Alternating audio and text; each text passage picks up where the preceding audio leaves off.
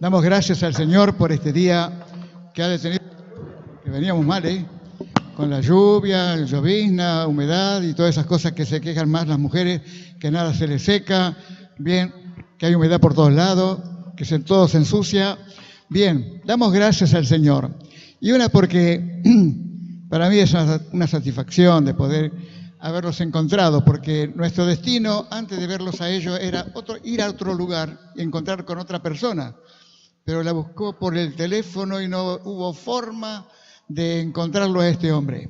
Así que decidimos, estábamos en el centro, bueno, vamos a casa, pasamos por la feria, yo me quedé en el auto y me llamaba Angelita.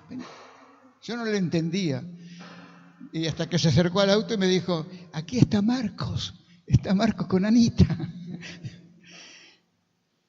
Uno después de muchos años, lo que comprueba el verdadero cristiano, hijo de Dios, que la amistad, por más que se separen los años, parece que cuando nos encontramos, parece que fue ayer. Nada ha pasado, tiempo se fue, pero estamos acá. Y nos encontramos y fue una gran satisfacción para nosotros poderles ver, estar con ustedes y tal vez tengamos que contarnos tantas cosas que nos han pasado. Por eso damos gracias al Señor, hermanos. Y así es una forma de la vieja iglesia de hermanarse. Cuando se hacen dos engranajes nuevos, los que son mecánicos, cuando se hacen dos engranajes nuevos, entonces hay que meterlos juntos, a ver que calcen y lo hacen trabajar, girar, y eso se llama hermanarse. Se hermanan los engranajes de tal manera que ya no hay chillido, ni ruido, ni nada raro. Y eso es lo que pasa con los viejos cristianos. Las cosas o los tiempos se van, pero seguimos siendo aquellos hermanos que nos amamos, nos respetamos y en verdad recibimos tantas cosas a través del tiempo. Dios nos ha bendecido a nosotros, pero también creemos que Él, cuando pase aquí, ahora, nos contará algunas cosas, porque si son todas, son muchas, ¿no? Pero de todos modos, es para que ustedes, hermanos, lo conozcan, porque Él se recuerda a Basualdo, lo recuerda de Atenas, por ejemplo. Y ¿alguien más? ¿Alguien más conoce a Marcos? Matilde, Carmen, muy bien. Bueno, Fernando, damos gracias a Dios. Ahora lo vamos a conocer más y entonces ahora podremos escucharle. Yo te invito, Marco, a pasar.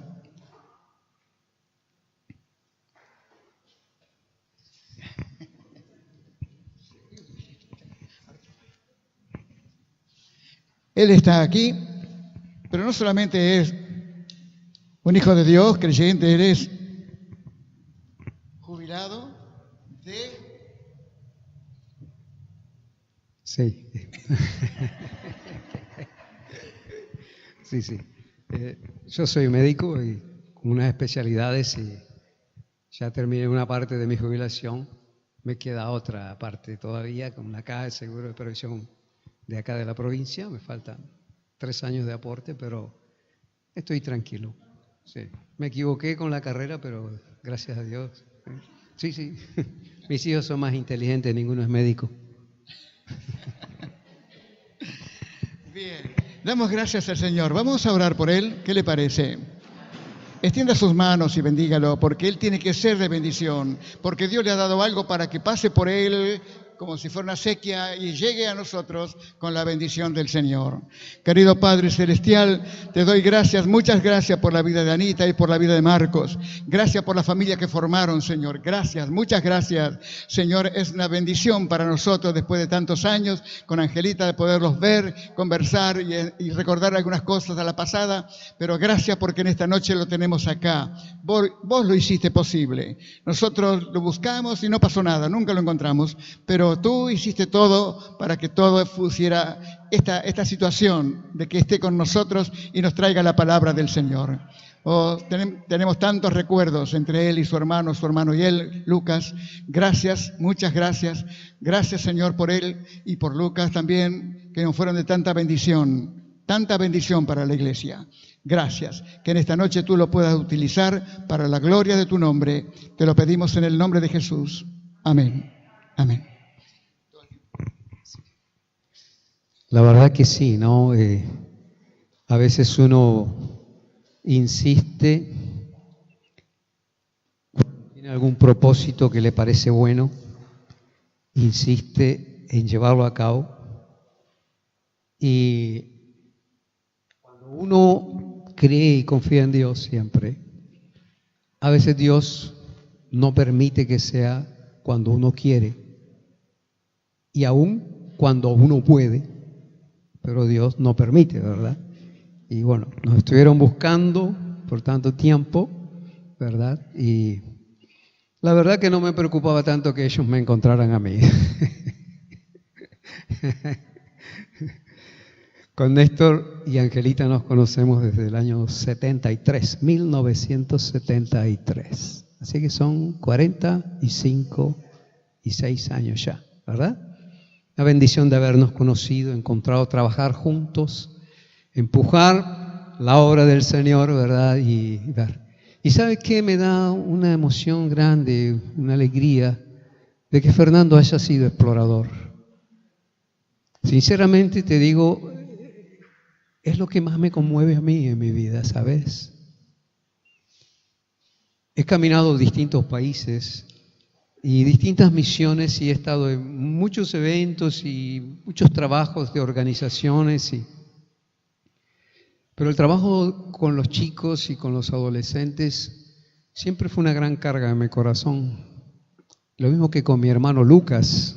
Yo tengo un hermano que vino a hacer la carrera conmigo, por eso llegamos a Argentina. Él ahora mismo vive en Estados Unidos hace 36 años, él es ciudadano americano ahora, y tenemos la misma especialidad.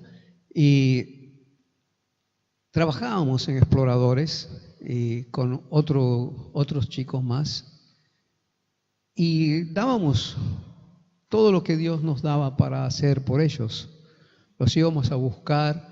No sé dónde, no recuerdo dónde vivías vos, Fernando, pero antes en Explorador también, siempre viste ahí, porque nosotros íbamos por las quintas. ¿Ustedes saben dónde están las quintas? ¿Sí? Bueno, por allá por las quintas, por unas casillas que habían en lo que hoy es Los Hornos, pero que era descampado y la casilla más cerquita estaba como a 3 cuadras una de otra. Así que se imaginan, barro total cuando llovía, pero nosotros íbamos a buscarlos y los traíamos a la iglesia. Y hacíamos todo el trabajo exploradores, ¿te acordás, Fernando? Sí, nos preocupábamos porque tuvieran su leche, sus galletas, sus tostadas a la tarde, y la actividad, compartir las cosas del Señor. Y la emoción que me da es que pasa el tiempo y la semilla sembrada da su fruto. Y eso es lo que a mí más me emociona, ¿sabes? A mí no me emociona tanto ver un paralítico levantarse y ser sano, porque Dios lo puede hacer y seguir siendo un pecador. Pero me emociona ver a alguien que en su corazón el Espíritu Santo trabajó y es un redimido para la vida eterna. Y esa es mi emoción. Trabajamos para la vida eterna, para llevar almas a los pies del Señor. Amén.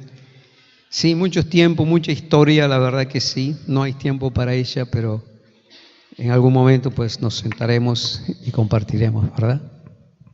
Y una alegría de habernos encontrado ahí comprando las verduras y las frutas. Gracias al Señor. Quiero que abran sus Biblias en 2 pasajes de las Escrituras. Fernando decía que iban a cantar un coro aunque no era Semana Santa. Y bueno, yo tengo una escritura que tiene que ver con la Semana Santa. Yo decía, bueno, Fernando dice eso, pero es que realmente el Espíritu Santo es el que guía a todo eso. ¿No es cierto? Hebreos capítulo 2. Hebreos 2. Y Mateo capítulo 27. Hebreos 2, versículos 14 al 18. Y Mateo 27, capítulo 27, versículos 45 y 46.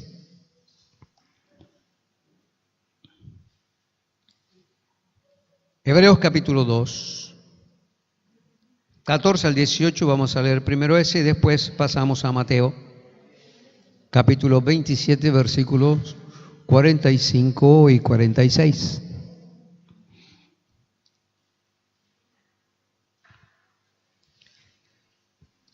Dice la Escritura así en Hebreos, que es el primer pasaje que vamos a leer, capítulo 2, versículo 14. El escritor de Hebreos está hablando de todo lo que es el sacerdocio de Jesucristo y llega a este pasaje diciendo así: así que, por cuanto los hijos participaron de carne y sangre, Él también participó de lo mismo para destruir por medio de la muerte al que tenía el imperio de la muerte, esto es, al diablo, y librar a todos los que por el temor de la muerte estaban durante toda la vida sujetos a servidumbre. Y esto se refiere al pecado, porque ciertamente no socorrió a los ángeles, sino que socorrió a la descendencia de Abraham. Por lo cual debía ser en todo semejante a sus hermanos, para venir a ser misericordioso y fiel sumo sacerdote en lo que a Dios se refiere, para expiar los pecados del pueblo, pues en cuanto Él mismo padeció siendo tentado, es poderoso para socorrer a los que son tentados. Y Mateo capítulo 27, 45 y 46, cuando Jesús está allí en el Gólgota, dice: y desde la hora sexta hubo tinieblas sobre toda la tierra hasta la hora novena. Cerca de la hora novena, Jesús clamó a gran voz diciendo: Elí, Elí, lama sabactani, esto es, Dios mío, ¿por qué me has desamparado? Este último pasaje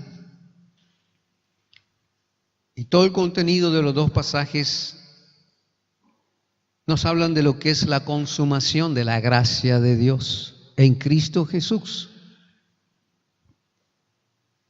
Y cuando leemos todo lo que tiene que ver con lo que es los episodios de Semana Santa, para ubicarnos teológicamente, los días de la vida de Jesús y lo que se llama después el Vía Crucis, los días y las horas que vivió el Señor Jesús como hombre Dios, como Hijo único de Dios en la tierra, para llevar a cabo lo que es la consumación de la gracia.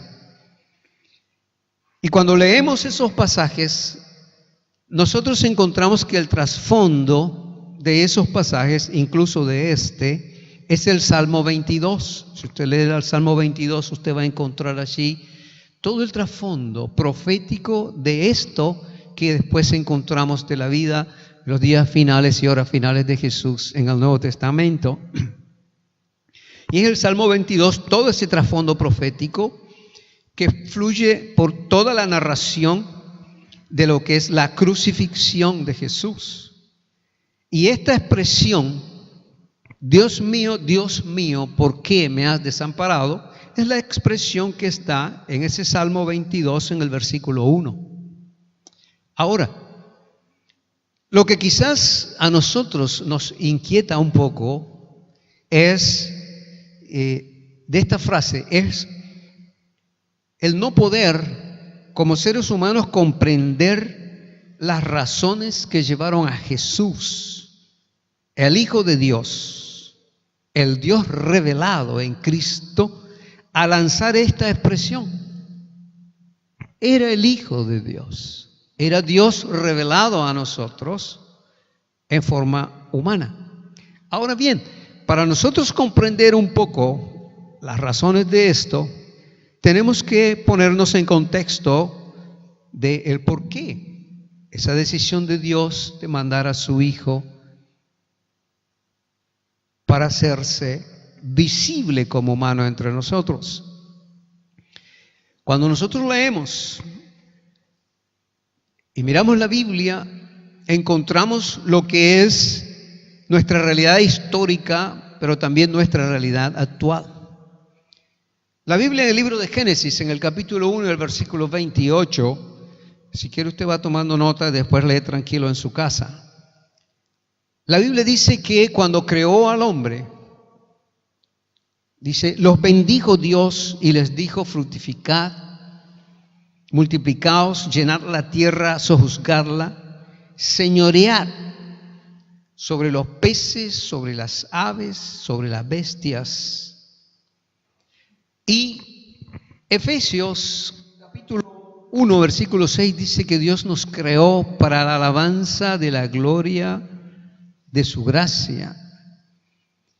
Entonces, partimos de una creación bendecida, que somos los seres humanos.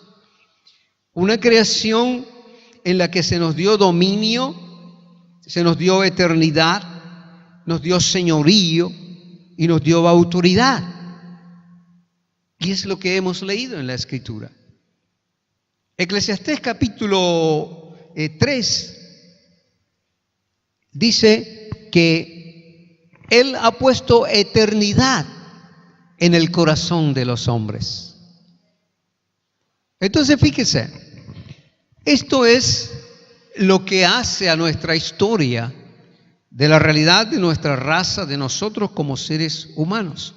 También dice que todo lo hizo hermoso en su tiempo. Además, Dios no solo nos creó, Dios no solo creó al hombre, sino que le dio todas las provisiones para sus necesidades, riquezas, materiales, y lo más importante es que cuando nosotros leemos el Génesis, encontramos que el hombre tenía la bendición diaria de tener un encuentro cara a cara con Dios. Y esta es la bendición más importante como raza humana que tenemos. Uno sin Dios no es nada. Porque el mismo Jesús dijo, ¿de qué le sirve al hombre si gana todo el mundo, pero pierde su alma? Entonces, ese cara a cara que Dios tenía cada día con Adán y Eva era la bendición superlativa. Era una relación que era el soporte de todas las bendiciones que recibía en su vida. Cuando nosotros caminamos con el Señor, Dios nos acerca a las bendiciones. Aún las que nos parecen imposibles y aún las que no esperamos, también nos las acerca. En esa relación. Ahora, la Biblia nos dice que somos hechuras suyas, creados para buenas obras, las cuales Dios preparó de antemano para que anduviésemos en ellas. Así dice la Escritura, ¿verdad? Ahora, en Génesis, en el capítulo 3, cuando el hombre desobedece, decide desobedecer, al tomar del árbol de la ciencia y del bien y del mal, decidió ser independiente. Tomó su decisión personal de ser independiente, independizarse de Dios y ser autónomo en todas sus decisiones. Y fue así como el hombre perdió su relación con Dios, que lo llevó a una muerte espiritual y a una destrucción moral que cada vez sigue siendo más profunda. Hasta aquí me entiende, ¿verdad? ¿Me sigue? Si tiene sueño, me dice paramos y seguimos con lo que tenga el pastor para seguir. No tengo problema con eso, les aviso, en eso estoy bien hecho. Ya llevo 40 y pico de años sirviendo al Señor y entonces ya aprendí eso. Si se cansan, paro, listo. Si no, seguimos. Bien, eso llevó entonces al hombre a una muerte espiritual, a una destrucción moral cada vez más profunda. Esto que estamos viviendo en nuestras sociedades hoy en día es nada más ni nada menos el resultado que se venía desde más de 1000 años atrás, de más de 2000 años, desde la misma creación. Entonces estamos viviendo eso. Es más, Dios le revela por el Espíritu al apóstol Pablo y le habla a Timoteo y le dice, mira, en los postreros tiempos serán tiempos peligrosos. Romanos capítulo 1, y describe una cantidad de pecados y de situaciones morales. Habla de la homosexualidad, del lesbianismo, y lo habla porque el hombre no ha querido tener un encuentro y un acercamiento y un vivir con Dios. Y eso está en las Escrituras, mi hermano. Eso no lo escuchamos por televisión ni lo leemos en ningún diario. Lo leemos en la santa palabra de Dios. Entonces, al perder su relación con Dios, perdió también su autoridad, perdió su señorío, perdió su dominio y lo que es peor, perdió la eternidad que teníamos con Dios. Cuando nosotros cedemos a las insinuaciones de Satanás y pecamos, se nos van de las manos las bendiciones de Dios. Él nos ha dado y sus promesas se quedan en suspenso. ¿Me entiende? Ahora, esa independencia del hombre y esa autonomía por la que se decidió el hombre es la que nos ha llevado a lo que hoy en día conocemos como el humanismo. El humanismo no es una cosa nueva, nació en Génesis capítulo 3, cuando el hombre decidió independizarse de Dios. Y hoy en día entonces el hombre se ha puesto como el centro de la vida misma del hombre, aumentando el ego y aumentando el yo, ¿verdad? Queriendo exigir que merecemos ser el centro de todo. Y con eso alimentamos nuestras ambiciones y nuestra hipocresía. Y por eso usted ve cuántas leyes hay en este país y casi todos los países, sobre todo los países que están más desarrollados del mundo. Ustedes ven leyes que apañan la inmoralidad. Satanás los guía a que protejan el pecado. En muchos aspectos. ¿Por qué? Porque el hombre se ha entronizado. Decidió eso, apartado de Dios, perdió su eternidad. Ahora, mirando la Biblia, encontramos en esa situación cómo nos califica Dios a nosotros. Hay muchos pasajes de las Escrituras, en Efesios capítulo 2, por ejemplo, la Biblia nos dice que nosotros estamos muertos por el pecado. Muertos en pecado. Que somos hijos de desobediencia, que somos hijos de ira. Romanos dice que somos personas destituidas de la presencia, de la gloria, de la gracia, del amor, de la bendición de Dios por nuestro pecado. También dice que somos enemigos de Dios. La Biblia nos califica, Dios mismo dice que somos impíos, que somos falsos en la fe, hablando de incircuncisos. Y por eso tenemos de parte de Dios una sentencia que el profeta Ezequiel en el capítulo 18 dice, el alma que pecare, esa morirá. Y después Pablo el apóstol en el capítulo 6 de Romanos dice, porque la paga del pecado es muerte. Y no es solo la muerte física. Ahora, leyendo entonces todo el proceso de Génesis, en el capítulo 6, encontramos a Dios hablando al hombre y expresándose con respecto al hombre en su situación.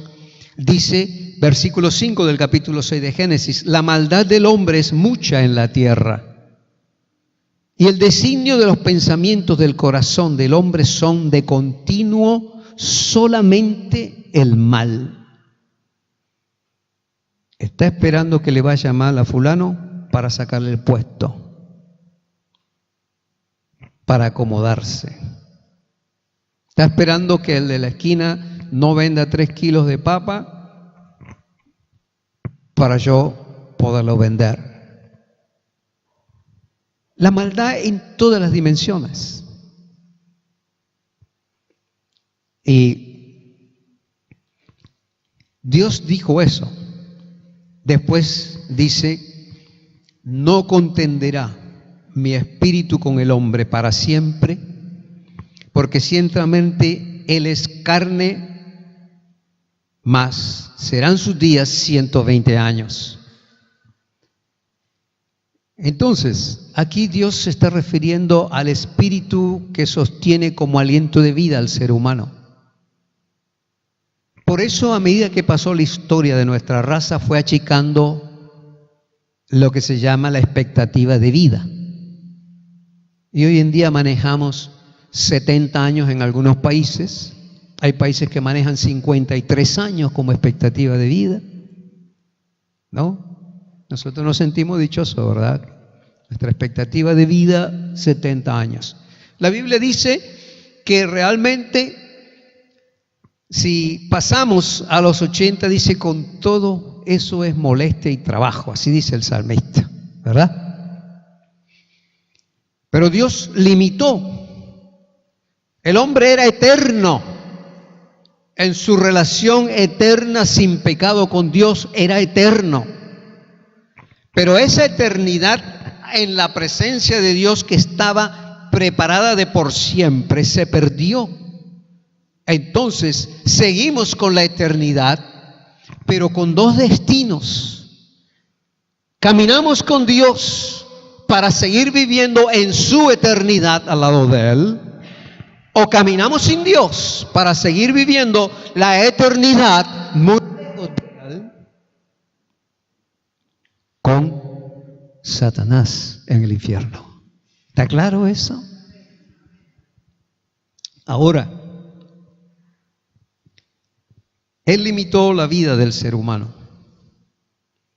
Cuando leemos el Salmo 7, versículo 11 al 16, dice: Dios es juez justo y Dios está airado contra el impío todos los días. Si no se arrepiente, Él afligirá su espalda. Armado tiene ya su arco y lo ha preparado. Asimismo ha preparado armas de muerte y ha labrado saetas ardientes. He aquí el impío concibió maldad, se preñó de iniquidad y dio a luz engaño. Pozo ha cavado y lo ha ahondado, y en el hoyo que hizo caerá. Su iniquidad volverá sobre su cabeza, y su agravio caerá sobre su propia coronilla.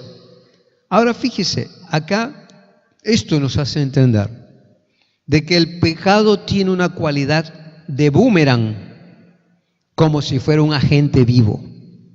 ¿Usted sabe lo que es un boomerang? Tira y regresa solo, pero a veces regresa con mucha fuerza. Y esto es lo que nos muestra la realidad del hombre decidido a apartarse y a vivir lejos de Dios. La corruptibilidad del ser humano, cediendo al pecado cada vez más fácil, hizo necesario que Dios redujera los años de posibilidad de hacer el mal. Si antes tenía eternidad para hacer el mal eternamente, Dios le dijo, no te voy a dejar más. 120, que igual es mucho, ¿verdad? Nosotros no merecemos siquiera un día de vida delante de Dios por nuestro pecado. Pero en su misericordia Él nos espera. Ahora, su misericordia también nos hace ver aquí que quiere decir que Dios no sostiene para siempre a una persona que vive lejos de Él en pecado. Tiene su tiempo. Ahora, ¿cuál es el plan de Dios? El plan de Dios precisamente es lo que hemos leído entonces en Mateo. La consumación de la gracia. Ahora podemos entender el por qué Jesús en aquel momento del Gólgota dijo, Padre mío, ¿por qué me has desamparado?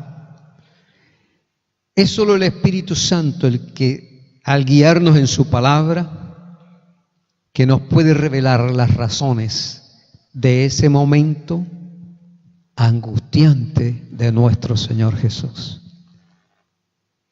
Marcos capítulo 15, el versículo 34, Él nos indica el tiempo de la crucifixión. Jesucristo fue crucificado a la hora tercera y murió a la hora novena. Mateo dice que era de noche, en medio de una atmósfera de tragedia, dolor, una atmósfera despiadada. Allí fue crucificado, en medio de esa atmósfera. Hoy diríamos, esa era la coreografía del momento, ¿verdad?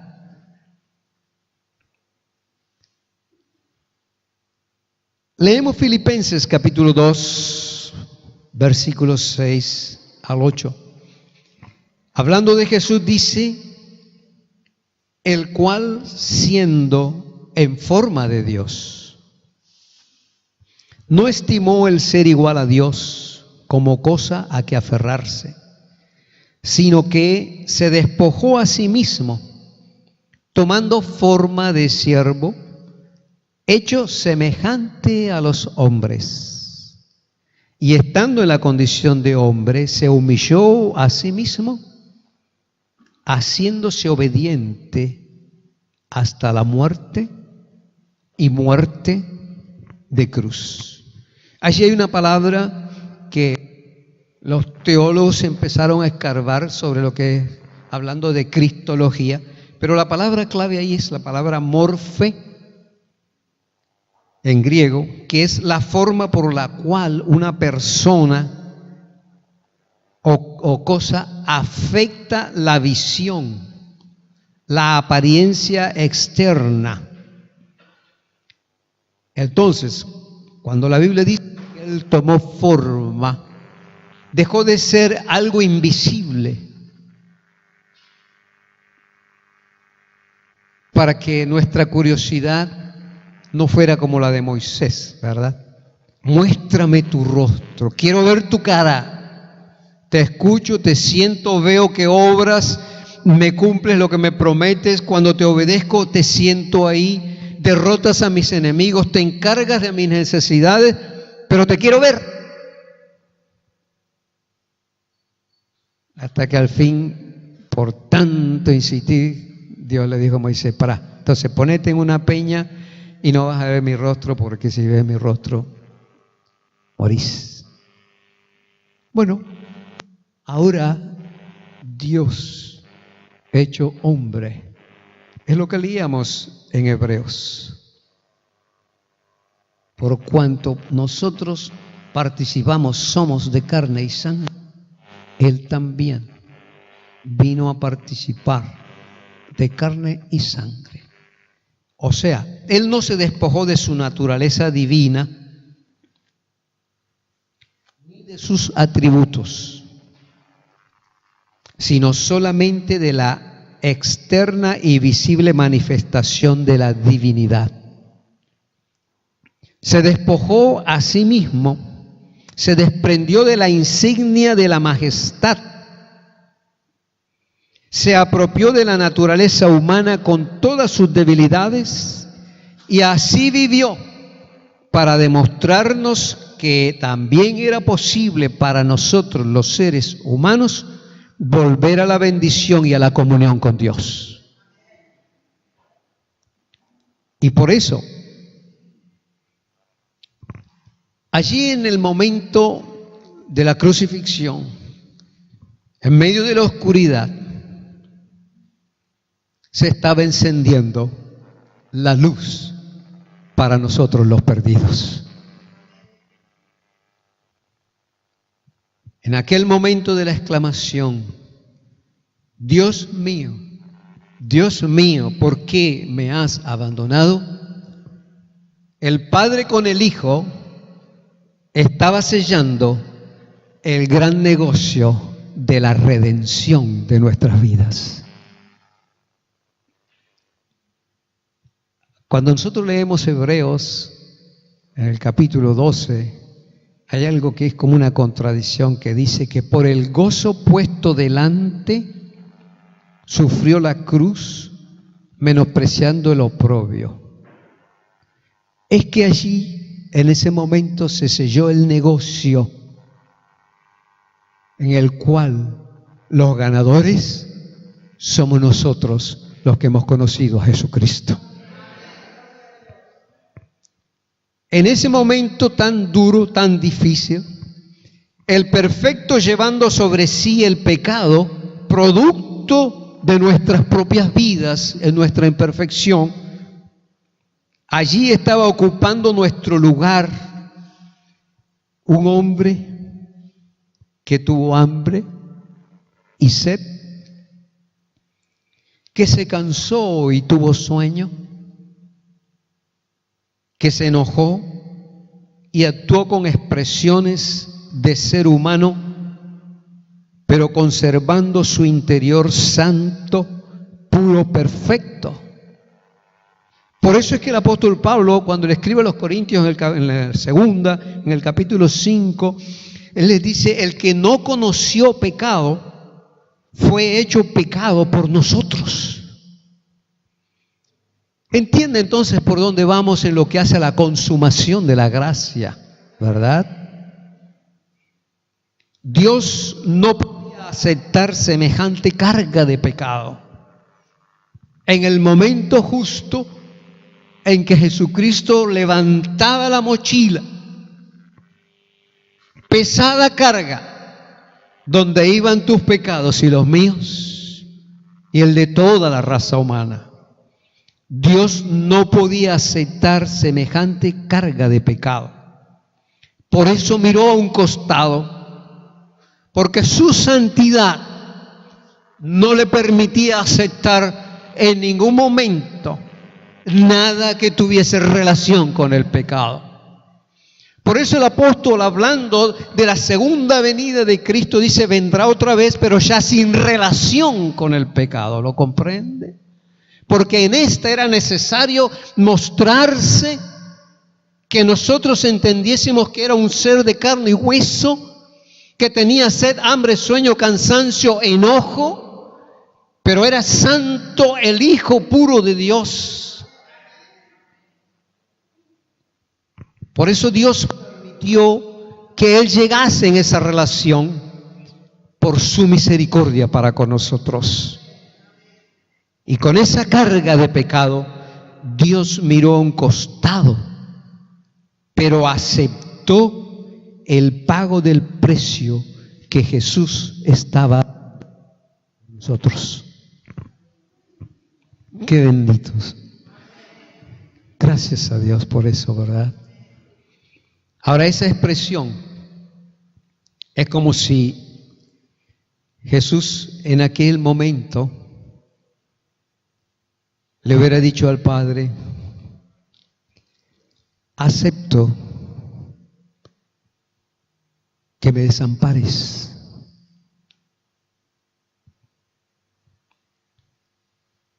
y acepto con tal que no desampares a los que creen en mi nombre. ¿Comprende eso? Él se jugó todo por nosotros. Por eso dice la Biblia, el santo por los impíos. Se jugó todo. Por eso Filipenses dice que Él no tuvo excusa siendo Dios, sino se despojó a sí mismo. Y así es que el Hijo de Dios se hizo Hijo del hombre, para que nosotros los hijos de los hombres pudiésemos convertirnos hoy en día en hijos de Dios. Filipenses, versículo 9 del capítulo 2 dice, por lo cual Dios también le exaltó hasta lo sumo y le dio un nombre que es sobre todo nombre, para que en el nombre de Jesús se doble toda rodilla de los que están en los cielos, en la tierra, debajo de la tierra, y toda la lengua confiese que Jesucristo es el Señor, para gloria de Dios Padre. Bendito sea el Señor.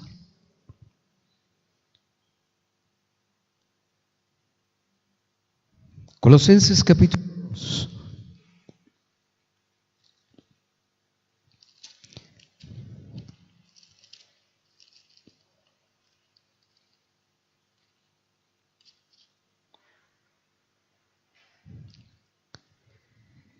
Versículo 13.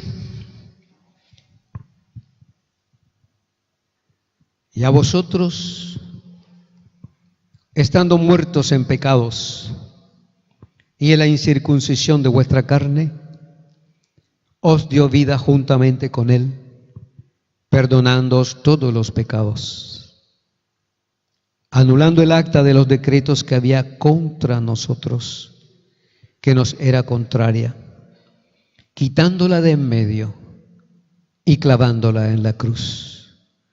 Y despojando a los principados y a las potestades, los exhibió públicamente, triunfando sobre ellos en la cruz. Es la escena más trascendente en la historia de la raza humana. Tan trascendente es que la historia ha quedado dividida en antes de Cristo y después de Cristo, para que nuestra historia también quede dividida. Antes en pecado sin Cristo, ahora redimidos con Cristo. Una nueva historia. En aquella escena siempre la he imaginado así. Jesús, ya casi sin fuerzas, todo lastimado, escuchando los últimos insultos, llegando al lugar donde iba a ser levantado, quizá mirando la cruz y mirando al Padre. Y toda la multitud, como dice las Escrituras, que estaban allí, mirando el espectáculo. Y allí, en una montañita bien alto por encima de todas las miradas, Satanás mirando el proceso. Y cada vez que le decían algo, insultándolo o pegándole, Satanás hacía como los hinchas de fútbol. Bravo, ¿verdad? Y Jesús caminó así. Y antes de ser levantado, es la escena que yo veo. Lo mira Satanás y Satanás lo mira y se ríe. Te tengo derrotado. Jesús mira a la multitud, mira su carga de pecado, lo mira a Satanás y después le dice: crees que me has derrotado, pero cuando yo sea levantado en esa cruz y luego al tercer día resucite y me vaya a la gloria, entonces el derrotado para siempre serás tú, Satanás. Hermanos, hoy celebramos la Santa Cena. Es precisamente la alegría de ser hijos de Dios, y el que no lo es, la oportunidad de serlo. Esta es la consumación de la gracia de un Dios que nos creó para alabanza y gloria de su nombre, un Dios que nos creó para tener eternidad con Él, un Dios que se dio cuenta de que nuestro pecado nos tenía lejos para siempre de su presencia, un Dios que su amor lo llevó a entregar a su único Hijo. Y esa palabra único en griego es una palabra superlativa, es más que lo que nosotros entendemos como único, es fuera de serie ese Hijo. Un Dios que dio a ese Hijo fuera de serie, un Dios que en Cristo se reveló a nosotros, un Señor que mostró su amor por nosotros, un Señor que dijo: en el mundo tendréis aflicción, pero confiad que yo he vencido al mundo. Yo te invito en esta tarde a que medites delante de la presencia del Señor sobre esto que el Espíritu Santo te está diciendo, lo que Él te está diciendo, y que te va a decir más allá de lo que yo te he podido compartir, y que te llama a tomar una decisión que si nunca la tomaste, hoy es tu día, hoy es tu oportunidad de decir: acá estoy, Dios, acepto a tu Hijo, entiendo las razones por qué Él dijo: Padre mío, ¿por qué me has abandonado? Yo era el culpable de esa expresión. Es la oportunidad de Dios si no has tomado esa decisión. Y si ya la tomaste algún día, es la oportunidad de sacarte de los oídos todo lo que Satanás te está soplando, para que le digas: yo no camino con derrotados, yo camino con el victorioso, el que supo entregar su vida por mí, para que yo tenga victoria sobre ti, en el nombre de Jesús. Quiero que se pongan de pie, levanten sus manos, le den gracias a Dios, abra su corazón y dígale lo que usted siente.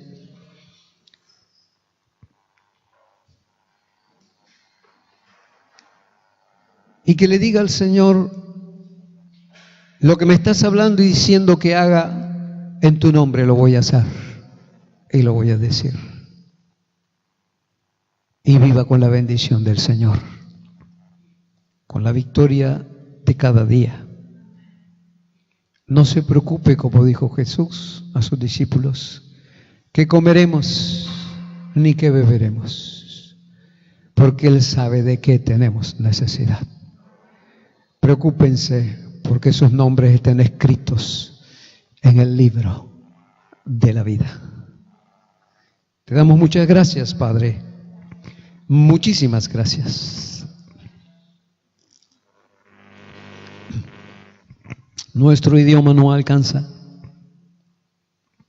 porque es tan grande lo que tú eres, lo que has hecho y lo que seguís haciendo por nosotros. Entonces, acepta eso, Dios. Gracias.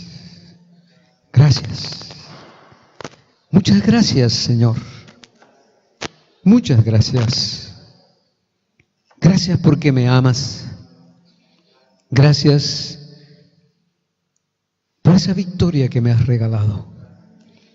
Gracias porque no te entregaste en el huerto del Edén. Cuando dijiste, pasa de mí esta copa, que casi no soportabas, pero tu paciencia y tu longanimidad te llevó a decir, pero no quiero hacer lo que me parece como ser humano, quiero hacer lo que el Padre quiere que haga para bendecir. Gracias porque hiciste eso, Señor. Te doy muchas gracias. Te bendigo, Padre, en el nombre de Jesús. Gracias.